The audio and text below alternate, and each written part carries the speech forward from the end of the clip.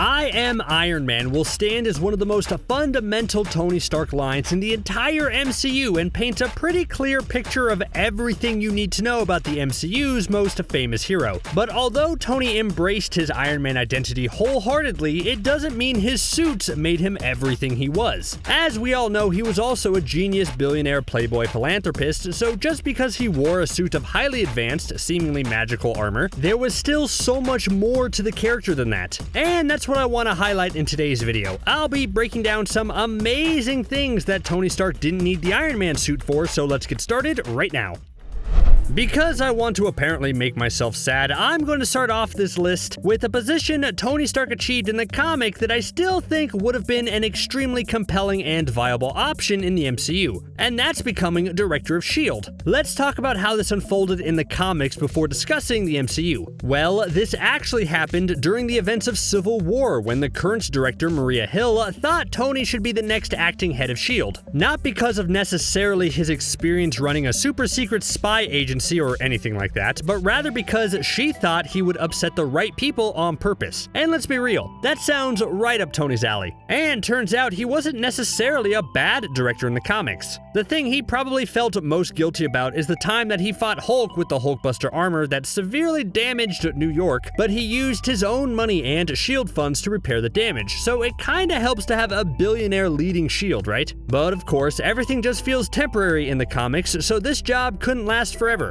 During the Skrull invasion, where Skrulls were very close to taking over Earth, the president was quite upset with Tony for almost letting that happen and not only stripped him of his director title, but also disbanded the entire organization. Then, of course, things get complicated where Norman Osborn basically reforms it under the name Hammer, and then when that implodes, Nick Fury reforms S.H.I.E.L.D., but I digress. Anyways, I wanted to mention Tony Stark becoming the director of S.H.I.E.L.D. because all the potential that idea had in the MCU. Could the MCU's version of Tony take over this position? I mean, it would certainly require a lot of narrative stretches. He'd probably have to sit down and watch the entirety of Agents of S.H.I.E.L.D. to understand all of the organization's history or something, but let's say that if Tony survived the events of Endgame but was injured enough so he could never suit up again and the government decides to make him acting head of S.H.I.E.L.D. because that's good publicity, then even though they don't expect him to actually be a good leader, he learned how to function and manage S.H.I.E.L.D. properly. Not only would this allow us to keep seeing Tony Stark in the MCU, but would continue the idea that Tony Stark didn't necessarily need the Iron Man suit in order to be Earth's greatest defender.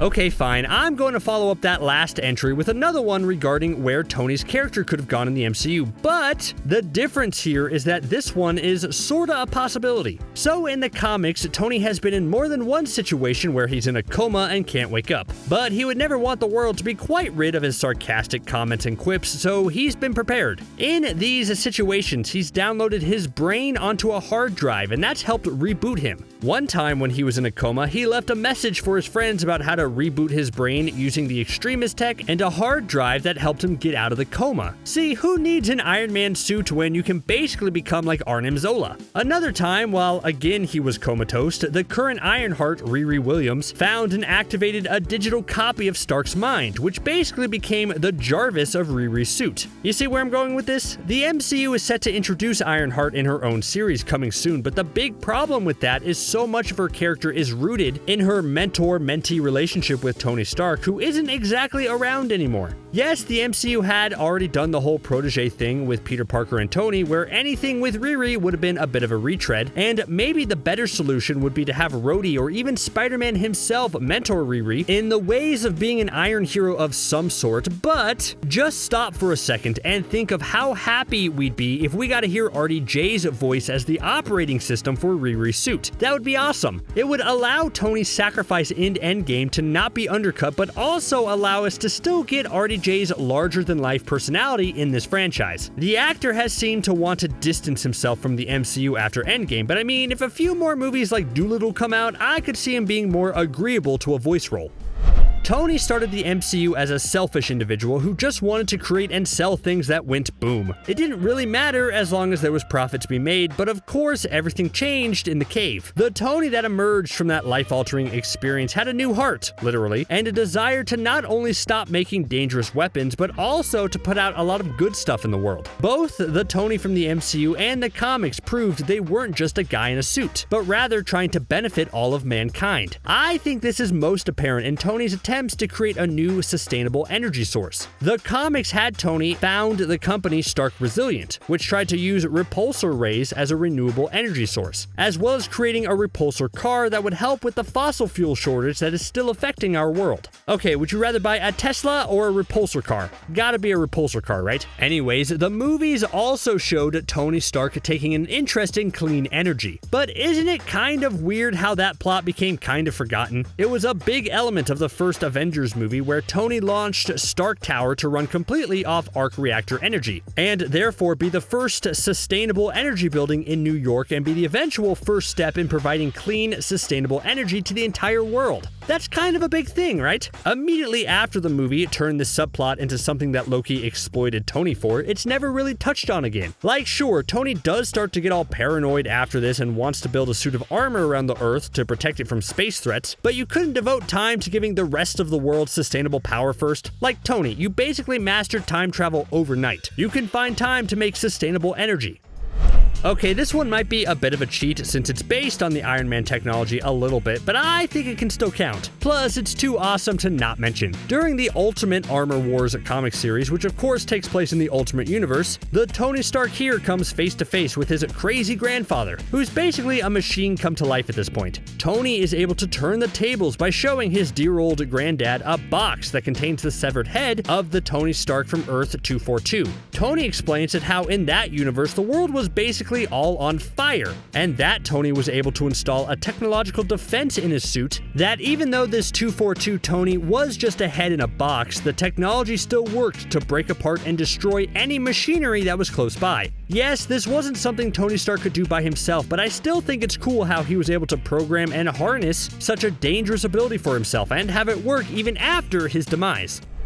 So I already established Tony was the S.H.I.E.L.D. director at one point, but something he also did was become the Secretary of Defense. Yeah, it started because the US military was trying to claim an older model of the Iron Man armor in order to use it as a weapon, but Tony wasn't a big fan of that. Through some maneuvering, he applied for the Secretary of Defense position and straight up got the job. Guess it helps to be a billionaire superhero, right? Anyways, this may sound similar to him becoming director of S.H.I.E.L.D., but I view it a bit differently. S.H.I.E.L.D. is usually always showcased as these heroic agents who will always do the right thing to fight against tyranny and evil, unless Hydra infiltrates. While the Avengers constantly deal with the regular government interference that seems to either want to control the superheroes or want to use their tech to destroy their enemies. Tony Stark as the Secretary of Defense is much harder for him compared to director of S.H.I.E.L.D. The spy organization allows Tony to basically do whatever he wants, while a big public job like the Secretary of Defense requires Tony to answer to his president, outside forces, and the American people. But hey, I don't think many people could pull off both jobs well, and yet Tony was a great example. Hey, just because Tony Stark is a symbol for good now doesn't mean he can't bust out some malevolent practices every now and then. He is a tech genius overall, and that pretty much allows him to do anything with a computer. In this case, I'm talking about creating computer viruses. Yes, Tony can build gigantic suits of armor that look fantastic, but he can also do some light hacking work, like he did in the Armor Wars storyline, where he had to develop a computer virus that would wipe out Justin Hammer's computer system and all the files relating to Stark suit technology. He got computer virusy again when after the Civil War arc he created and uploaded a virus that wiped out the Superhero Registration Act. So again, Tony can do most everything with a computer. Now, is it too much to ask if he makes a virus that wipes out student loans? No? Okay, fine. Okay, so we know what happened when Tony Stark used the Infinity Gauntlet in the MCU. He was so fatally wounded he couldn't even quip. Like, that's when you know it's bad. But in the comics, Tony using the Infinity Gauntlet had a slightly different result. And yes, it's the suit that allows him to survive the encounter, but it's still directly related to the strong willpower and inner strength that the character possesses. Because in the comics, the Infinity Gauntlet was starting to corrupt Tony. Like, how would it not? You have the power of the universe at your fingertips. I mean, if I had it, I would probably fast-track Loki Season 2 so it came out tomorrow, but that's just me. Anyways, Tony eventually came to his senses and was able to regain control, and that's something the Iron Man suit couldn't help with. That had to come from within. At some point in the comics, Tony realized that, hey, I'm around all these awesome brawlers, I should probably learn a move or two. After all, there will be some villains he can't just repulsor blast. So he decided to step up his game a bit and first asked Captain America, one of the best combatants in the Marvel comics, for some pointers. That already makes him dangerous, but on top of that, it's been shown he's had training from Black Widow, Shang-Chi, and Black Panther. Yeah, not bad teachers by any means. These next few are going to be a bit broader in terms of what Tony Stark can do without a suit, just to give an idea of how well-rounded he is as a person. And the first one I wanted to mention was how he's an expert in engineering. I mean, we could all guess that, right? His ability to tinker and build doesn't come from the Iron Man suit, it allowed him to make the Iron Man suit. I mean, that's what you get when you graduate from MIT as a teenager and earn master's degrees in engineering and physics, right? And over time, he's built some truly fantastical stuff, and I just wanted to mention that it's a shame the MCU evolved so much that we moved away from legit feats of engineering prowess to just nanotech can make anything. But hey, maybe that's just me. Sure, Tony is disarmingly charming to the right people, but does that make him a good businessman? In the MCU, maybe not so much. He's much more of an ideas type of person and hands off all the hard stuff to Pepper, it looks like. I mean, would you be interested in day-to-day business operations after becoming a superhero? Probably not. But I think the Tony of the comics has proven to be an expert businessman where you really understand how this guy could successfully run a billion-dollar empire. Sure, there's been slumps, but even after losing Stark Industries, Tony was able to build up Stark Enterprises and focused more on technological design and manufacturing in what turned out to be a much more beneficial move. Again, I think calling Tony an expert strategist more applies to the comics rather than the MCU. I mean, I don't blame the MCU version of Tony that much as he needs to make mistakes and not think things through so that the movies can happen. Hey, should we build Ultron? Probably not. Roll credits. But hey, I understand that at the core of Tony's character is someone who's a bit abrasive and impulsive, and that might not carry over in terms of strategy. But I think Tony has such a darn big brain that when he sits down to actually make a plan, it would turn out to be a good one. There was even that time when Tony beat Reed Richards in a multi-board chess game and made it look easy. So when he wants to, he can totally plan ahead. Alright, this one's pretty obvious. Tony is one smart cookie. In the comics, he's usually classified as the second smartest main hero on Earth, right behind Reed Richards. His intelligence is quite literally off the charts. I mean, you get a little taste of that in the MCU when the things like his overnight time travel solution, but I think it's much better exemplified in the comics. There was one time that I referenced in another CBR video about Iron Man suits you should totally check out, that Tony's mind was once uploaded to a virtual reality type of space, and overall it led him to unlock the full potential of his brain. Without being restricted by regular human brain power, he was able to design one of the most powerful pieces of tech in the universe. So yeah, he's intelligent.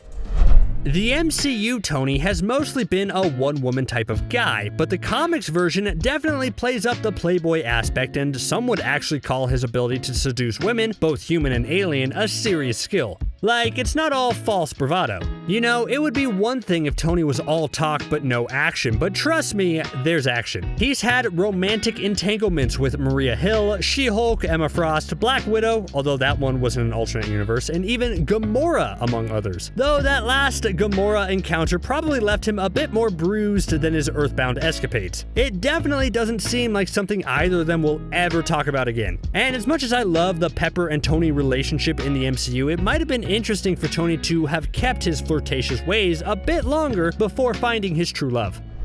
You know how they say money won't buy you happiness? Well, I don't know about that. I can't think of a single one of my problems that wouldn't immediately feel better if I suddenly won $1 billion. And you could argue that Tony's basic head start of being born into a wealthy family isn't necessarily a skill. You can argue that he was able to turn that money into even more money, and he can do whatever he wants with it. Like, I wasn't going to include money on this list, but then Tony Stark showed up and offered to pay me $1 million to include it, and bada bing, bada boom, here it is. Money is definitely definitely a skill if you know how to use it correctly, and Tony has proven why he's so good with it. He's one of the richest people in all of Marvel Comics, and usually only trails behind people like Black Bolt, who owns priceless Terrigen crystals and basically the moon, as well as rulers of rich nations like Namor, Doctor Doom, and Black Panther.